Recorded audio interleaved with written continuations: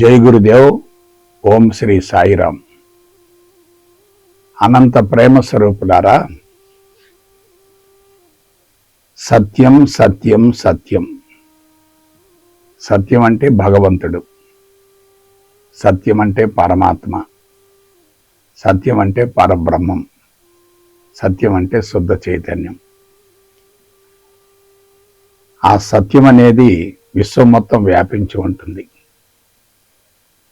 విశ్వం మొత్తం వ్యాపించి ఉన్నటువంటి సత్యాన్ని గురించి లోతుగా అధ్యయనం చేసి జీవితానికి అన్వయించుకునేటట్లయితే నేను భగవంతుడను అనేటటువంటి అంశం ప్రయోగపూర్వకంగా నిరూపించబడుతుంది కదా. కాబట్టి సత్యాన్ని బహిర్గతం చేయటం ఒక ఎత్తు, ఆ సత్యాన్ని జీవితానికి అన్వయించుకోవటం మరొక ఎత్తు, సత్యాన్ని అనుభవంలోకి పొంది ప్రపంచానికి దాని గురించి తెలియజేయటం మూడో ఎత్తు. ముందు సత్యాన్వేషణ జరగాలి. కనిపించే స్థూల జగత్తు మొత్తం సత్యం అనేటటువంటి విషయం ముందు తెలుసుకోవాలి, తర్వాత అనుభవంలోకి పొందాలి. దాన్ని ఏమంటారు? సత్య దర్శనం అంటారు. ఈ సత్య దర్శన విధానంలో మనం కొన్ని కీలకమైనటువంటి అంశాల గురించి తెలుసుకుందాం. భగవంతుడు ఎక్కడో ఉన్నాడు, ఆయనే పుట్టిస్తున్నాడు, ఆయనే పెంచుతున్నాడు, ఆయనే పోషిస్తున్నాడు, ఆయనే అన్ని సమకూరుస్తున్నాడు, చివరికి ఆయనే నన్ను తీసుకెళ్తున్నాడు అనేటటువంటి భావనతోటి అజ్ఞాతం ఉన్నటువంటి భగవంతుని ఊహించుకుంటూ ఆ భగవంతుడి ద్వారా జీవితం కొనసాగుతుంది అనేటటువంటి భావనతోటి భగవంతుడి పట్ల విశ్వాసం ఏర్పరచుకుంటే దాన్ని ఏమంటారంటే ద్వైతం అంటారు. ద్వైతం. ఎక్కడో భగవంతుడు ఉన్నాడు, వ్యక్తి కావచ్చు, శక్తి కావచ్చు. ఆ భగవంతుడి ద్వారానే సృష్టి ఆవిర్భవించింది, మళ్ళా భగవంతుడిని కలిసిపోతుంది అనేటటువంటి భావనతోటి భగవంతుడి మీద భారం వేసి జీవిస్తే దాన్ని ఏమంటారంటే ద్వైతం అంటారు. రెండోది ఏమిటి? ఆ భగవంతునికి ప్రతిరూపంగా ఒక ఆకారాన్ని ఏర్పరచుకొని, విగ్రహం కావచ్చు, పటం కావచ్చు, రూపం కావచ్చు, ఏదో ఒకటి ఏర్పాటు చేసుకొని ఆ భగవంతుడే సర్వస్వం అనేటటువంటి భావనతోటి భగవంతుడి మీద పూర్తిగా భారం వేసి తనను తాను సమర్పించుకొని సమర్పణ భావంతో ఉంటే, శరణాగతిలో ఉంటే దాన్ని విశిష్ట అద్వైతం అంటారు. విశిష్ట అద్వైతం. మొదటిది ఏమిటి? ద్వైతం. రెండవది ఏమిటి? విశిష్ట అద్వైతం. అంటే శరీరం ఒక చోట ఉంటుంది, మనసు మాత్రం శరీరం నుంచి వేరవుతుంది, భగవంతుడితో సంబంధాన్ని ఏర్పరచుకుంటుంది, భగవంతుడిని బయట వెతుకుతూ ఉంటారు. ఆ భగవంతుడి ద్వారానే ఈ జీవితం కొనసాగుతుంది అనేటటువంటి భావంతో ఉంటారు. అదంతా బంధాలను పెంచటమే కదా. బంధాలను పెంచుకుంటే ఎలా ఉంటుంది? బంధాలను కరిగించుకుంటే ఎలా ఉంటుంది? బంధాలను కరిగించుకోవాలి. కరిగించుకుంటే మోక్షం, పెంచుకుంటే మోహం. మోహం మాయ, అసత్యం. మోక్షం అనేది సత్యం, అది మాయకు అతీతం. ద్వైతం, విశిష్టాద్వైతం. వీళ్ళ శరీరం ఒక చోట ఉంటుంది, మనసు మాత్రం ఆ భగవంతుడితో లయం చెందుతుంది. తనకు స్వతంత్ర ప్రతిపత్తి ఉండదు, బానిస భావం ఉంటుంది, భగవంతుని మీద ఆధారపడటం ఉంటుంది, భగవంతుని మీద భారం వేయటం ఉంటుంది, భగవంతుని అన్ని సమకూరుస్తాడు అనేటటువంటి భావంతో భగవంతుని కోసం విపరీతంగా ఆరాటపడుతూ ఉంటారు. ఇక మూడోది ఏమిటి? అద్వైతం. నేను సాక్షాత్తు భగవంతుడని, అండపిండ బ్రహ్మాండం అంతా నాలోనే ఉంది, నాలోనే అంతా ఉంది, నేను బయట వెతకవలసినటువంటి అవసరం లేదు. నా జీవిత రాజ్యాంగానికి కర్త కర్మ క్రియ మూడు నేనే. నా జీవితం మా అమ్మా నాన్నలు నాకు ఇచ్చినటువంటి సంస్కారాల ద్వారా కొనసాగుతుంది. అటువంటి సంస్కారాల స్వభావాన్ని మార్చుకునే అవకాశం నాకు లభించింది అనేటటువంటి భావనతోటి జీవితం మీద పట్టు సాధించటమే అద్వైతం అంటే. కామన్ సెన్స్గా ఆలోచించండి. ఎవరి ద్వారానో జీవితం కొనసాగుతుంది అనే భావన కలిగితే ఎలా ఉంటుంది? నా జీవితానికి కర్త కర్మ క్రియ మూడు నేను అనేటటువంటి భావనతోటి జీవితాన్ని ఆధీనంలోకి తీసుకుంటే ఎలా ఉంటుంది? జీవితానికి అతీతంగా జీవిస్తే ఎలా ఉంటుంది? భగవంతుడి మీద భారం వేస్తే బానిసత్వమే కదా. నా జీవితం నా చేతుల్లోనే ఉంది అనేటటువంటి భావన కలిగితే శక్తి విపరీతంగా పెరుగుతుంది కదా. కానీ మనిషి ఎలా తయారయ్యాడంటే, సమస్య వచ్చిందంటే భగవంతుడు గుర్తుకొస్తుంటాడు. సమస్య లేకపోతే భగవంతుడితో నాకు పని లేదనేటటువంటి భావనతో ఉంటాడు. నేను వేరు భగవంతుడు వేరు అనేటటువంటి భావనతో ఉంటాడు. భగవంతుడు అన్ని సమకూర్చాలి అనేటటువంటి ఆలోచనతో ఉంటాడు. కొంచెం ఆలోచించండి. బయట భగవంతుడు ఉన్నాడు అనుకుంటున్నాం, అది బాహ్యముఖ ప్రయాణం. అంతరంగంలో భగవంతుడు లేడు అనుకుంటున్నాం, అది ఎంత ప్రమాదం. నేను బయట వెతుకునేటటువంటి భగవంతుడు నా అంతరంగంలోనే ఉన్నాడు అనే భావన కలిగింది అనుకోండి, ప్రయాణం ఆగిపోతుంది కదా. ప్రయాణం చేయవలసిన అవసరం లేదు కదా. భగవంతుడి గురించి అతిగా అనవసరంగా ఆలోచించవలసిన అవసరం లేదు కదా. భగవంతుడు అన్ని సమకూరుస్తున్నాడు అనే భావన కలిగింది అనుకోండి, అంతకు మించిన దురదృష్టం మరొకటి ఏముంటుంది చెప్పండి. అందుకే ప్రతి అంశాన్ని గురించి శాస్త్రీయ పంథాలో అవగాహన గావించుకోవాలి. స్వతంత్రంగా ఆలోచించేటటువంటి వ్యక్తికి సొల్యూషన్ తప్పనిసరిగా వస్తుంది. ఇతరుల మీద ఆధారపడేటటువంటి వ్యక్తికి సమస్యలు విపరీతంగా పెరుగుతూ ఉంటాయి. అది తమోగుణం, బానిసత్వం. కాబట్టి బయట ఏదైతే ఉందో అదే లోపల ఉంది అనే భావన కలిగింది అనుకోండి, ఎలా ఉంటుంది? సమదృష్టి ఏర్పడుతుంది కదా. ఎప్పుడైతే బయట మాత్రమే భగవంతుడు ఉన్నాడు, లోపల లేడనేటటువంటి భావన కలిగితే నీ మనోబలం తగ్గిపోతుంది కదా. సమస్యల పరిష్కారం కోసం ప్రయత్నం జరగదు కదా. సోమరతనం, బద్ధకం పెరుగుతుంది కదా, జడత్వం పెరుగుతుంది కదా. భగవంతుని బయట వెతుక్కుంటూ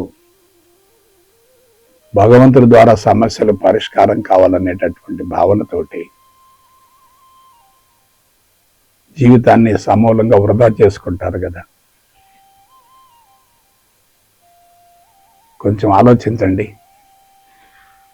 ఎందుకు చెప్తున్నానంటే ఆధ్యాత్మిక మార్గం చాలా గొప్పదే, నేను కాదంటలేదు. కానీ ఫలితం ఎలా ఉండాలి? ఫలితం ఉన్నతంగా ఉండాలి కదా. కొంచెం జాగ్రత్తగా విశ్లేషించుకోండి. సత్ఫలితం రానప్పుడు సంవత్సరాల తరబడి సాధన ఎందుకు చేయాలి? సాధన వలన సాధించేది ఏమిటి? నష్టం కలుగుతుంది అనుకున్నప్పుడు మనిషి కఠోరంగా సాధన చేయవలసినటువంటి అవసరం లేదు కదా. కాబట్టి నీ లోపల ఏముందో నువ్వు తెలుసుకో. మానవుడు విశ్వానికి ప్రతిరూపం. విశ్వం నుండి వచ్చాడు, అంతిమంగా మరల విశ్వంలోనే కలిసిపోతాడు. విశ్వంలో ఉన్నటువంటి సత్యం, మానవుడిలో ఉన్నటువంటి సత్యం రెండు ఒకటే. రెండు సత్యాలు ఉండవు, రెండు బ్రహ్మాలు ఉండవు, రెండు పరమాత్మలు ఉండవు, ఇద్దరు భగవంతుడు కూడా ఉండరు. అదే అద్వైతం. మరొకసారి చెప్తున్నాను, అద్వైతమే సత్యం, అన్యమ మిథ్య. మానవుడికి స్వతంత్రంగా ఆలోచించేటటువంటి సామర్థ్యం ఉంది. స్వతంత్రంగా ఆలోచించకుండా ఇతరుల మీద ఆధారపడుతూ ఉంటే ఆ సమర్థత పడిపోతుంది కదా. ఒక సమస్యను నువ్వు స్వశక్తితో పరిష్కరించుకున్నావు అనుకోండి, లక్షలాది మందికి నీ అనుభవాన్ని పంచవచ్చు కదా. ఎప్పుడైతే భగవంతుడి శక్తి మీద ఆధారపడతావో నీ జీవితం అక్కడే దెబ్బతింది కదా. స్వతంత్ర ప్రతిపత్తి లేదు కదా, బానిసత్వం ఉంది కదా, ముక్తి లేక మోక్షం లేదు కదా. అది బాహ్యముఖ ప్రయాణమే కదా, శక్తి హరించుకుపోతుంది కదా. శక్తి హరించుకుపోవటానికి మనం సాధన చేసేది, బలహీనతలను పెంచుకోవటానికి మన మార్గాన్ని ఎన్నుకునేది, భగవంతుని బయట వెతుక్కోవటం అంటే నేను వేరు భగవంతుడు వేరు అనే భావన కలిగిందంటే అక్కడ సత్యం లేనట్లే కదా.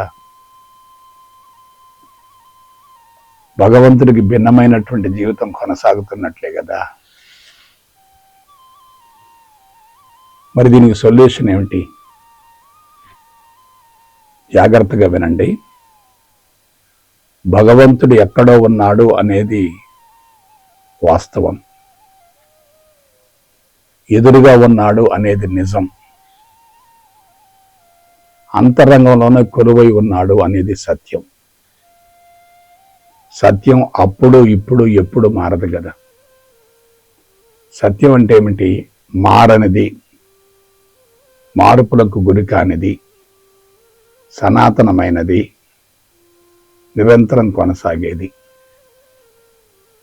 సత్యాన్ని విస్మరించడం అంటే అసత్యాన్ని పెంచుకోవటమే కదా.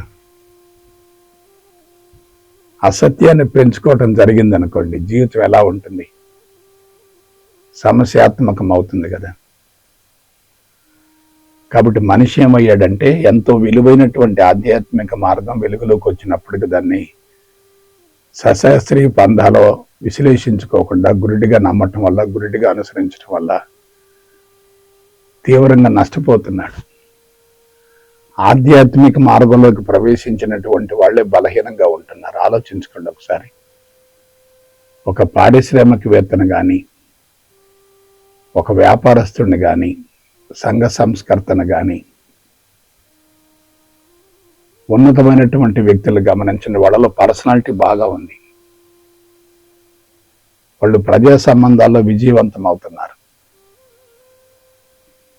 ఆధ్యాత్మిక మార్గంలో ప్రవేశించినటువంటి వాడు పరిస్థితి ఏమిటి? వాళ్ళు స్వేచ్ఛను కోల్పోతున్నారు, అందరికీ బానిసత్వాన్ని బోధిస్తున్నారు. కాబట్టి భగవంతుడు ఎక్కడో ఉన్నాడు, ఎదురుగా ఉన్నాడు, లోపలే ఉన్నాడు. ఈ మూడింటిని కలపండి ఎలా ఉంటుందో. మూడింటిని కలిపితే ఎలా ఉంటుంది? మూడు కలిస్తే ఒకటవుతుంది కదా. మూడు విడివిడిగా ఉంటే మూడవుతాయి కదా. మనం దేన్ని నమ్మాలి? ఎక్కడో భగవంతుడు ఉన్నాడు అనేటటువంటి విషయాన్ని నమ్మాలా? ఎదురుగున్నటువంటి భగవంతుడికి తనను తాను సమర్పించుకుంటూ శరణగతిలో ఉండేటటువంటి అంశాన్ని నమ్మాలా, నేనే భగవంతుడు అనేటటువంటి అంశాన్ని విశ్వసించాలా? కాబట్టి 3 రకాల ఆధ్యాత్మికతలు ఎందుకుంటాయి? ఆత్మ ఒక్కటైనప్పుడు ఆధ్యాత్మికత కూడా ఒక్కటే కదా. కాబట్టి 3ని కలిపామనుకోండి, అదేమవుతుంది? విశిష్టమైన అద్వైతం అవుతుంది. ఎక్కడో ఉన్నాడు వాస్తవం, ఎదురుగా ఉన్నాడు నిజం, అంతరంగంలో ఉన్నాడు సత్యం. 3ని కలుపుకో, ఇంకేమవుతుంది? కలుపుకుంటే శక్తి పెరుగుతుంది కదా, విభజిస్తూ ఉంటే శక్తి హరించుకుపోతుంది కదా. కొంచెం ఆలోచించుకోండి. భగవంతుడు మనకంటే ఉన్నతంగా ఉన్నాడు అనే భావనతోటే ఆధ్యాత్మిక విధానం మొత్తం కూడా వక్రీకరించబడింది. అది మానవ జాతిని బలహీనపరిచింది. నేను భగవంతుడను అనుకున్న వ్యక్తి ఎంత శక్తివంతుడు మీరు ఆలోచించండి. బయట భగవంతుడి గురించి ఆలోచించేటటువంటి వ్యక్తి ఎంత బలహీనుడో ఒకసారి ఆలోచించండి. బలహీనతలను పెంచి పోషించేటటువంటి ఆధ్యాత్మికత మనకు అవసరమా? సత్యం అనేది ఎప్పుడైతే అనుభవంలోకి వస్తుందో వెతుకులాట ఆగిపోతుంది, ప్రయాణం ముగుస్తుంది కదా. ఇంకంతకంటే ఏం కావాలి? కాబట్టి అసత్యం పెరుగుతుంది. కాబట్టి సత్యం కోసం అన్వేషణ చేయవలసిన అవసరం వచ్చింది. ఆది మానవుడికి సత్యం లేదు, అసత్యం లేదు, రెండూ లేవు. అతను శారీరక అవసరాలను తీర్చుకున్నాడు, ప్రశాంతంగా జీవితాన్ని కొనసాగించాడు, అదేవిధంగా జీవితాన్ని ముగించాడు కదా. ప్రస్తుతం మానవులు ఏమయ్యారు? ఒక వర్గం భగవంతుడి కోసం అన్వేషణ చేస్తూ బలహీనపడింది, మరొక వర్గం ప్రకృతి వనరులను పతనం చేస్తూ ప్రపంచాన్ని బలహీనపరిచింది. 2 వర్గాల వల్ల తీవ్రమైనటువంటి నష్టం కలిగింది. పరిస్థితులు పూర్తిగా చేయి దాటిపోయాయి. ఏం చేయాలో అర్థం కాని పరిస్థితి ఏర్పడింది. జీవిత సంకల్పం నెరవేరటం లేదు, జీవిత పరమార్థం నెరవేరటం లేదు. మరి పరిష్కారం ఏమిటి? అంతా భగవంతుని మహిమే. భగవంతుడు వ్యక్తి కాదు, శక్తి కాదు, వస్తువు కాదు, పదార్థం కాదు. భగవంతుడు నిరాకారుడు, నిరంజనుడు, నిర్గుణుడు, సర్వాంతర్యామి, విశ్వవ్యాపితుడు.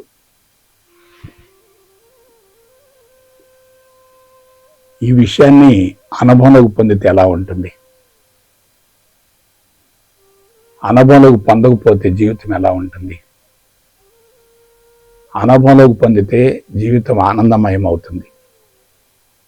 అనుభవంలోకి పొందకపోతే జీవితం అశాంతిమయం అవుతుంది, అసంతృప్తితో కొనసాగుతుంది, అదే రీతిలో జీవితం ముగుస్తుంది కదా. కాబట్టి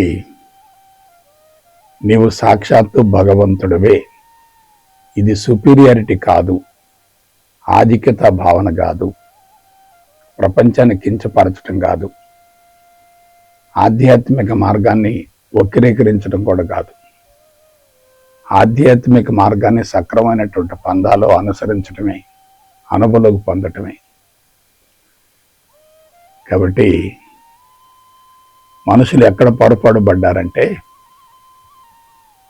భగవంతుణ్ణి ఉన్నతంగా భావిస్తున్నారు. ఉన్నతంగా భావించేటటువంటి వ్యక్తులంతా కూడా భగవంతుడి కోసం తీవ్రమైనటువంటి కసరత్తు చేస్తున్నారు. కఠోర సాధన చేస్తున్నారు. మార్గాన్ని గురించి దశాబ్దాల తరబడి తెలుసుకునే ప్రయత్నం చేస్తున్నారు. చెప్పేటటువంటి వ్యక్తులు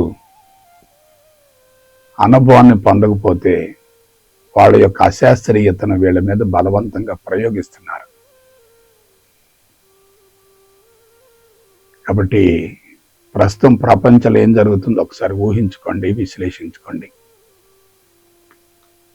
ప్రపంచం అంతా కూడా బలహీనపడుతుంది. వక్ర మార్గాలను ఎన్నుకుంటున్నారు. అతి సులభమైనటువంటి జీవితం కోసం ఆరాటపడుతున్నారు. సమస్యను ఎదుర్కొనేటటువంటి మనోబలం లేక ఎక్కడికక్కడ సర్దుబాటు ధోరణిలో వ్యవహరిస్తున్నారు. ప్రత్యేకించి గత కొన్ని వందల సంవత్సరాలుగా 16వ శతాబ్దం తర్వాత ఈ జాడ్యం బాగా పెరిగింది. సమాచార విప్లవం తర్వాత ఆధ్యాత్మిక ప్రచారం పెరిగింది, ఆధ్యాత్మిక పిచ్చి పెరిగింది, ఆధ్యాత్మికత వ్యసనంగా మారింది. ఆధ్యాత్మిక పురోభివృద్ధి జరగటం లేదు. భగవంతుడు ఎక్కడో ఉన్నాడు అనుకోవటం ఏంటి? అది పరధ్యానం కదా. పరమాత్మని ప్రపంచాన్ని వేరు చేయటం ఏంటి?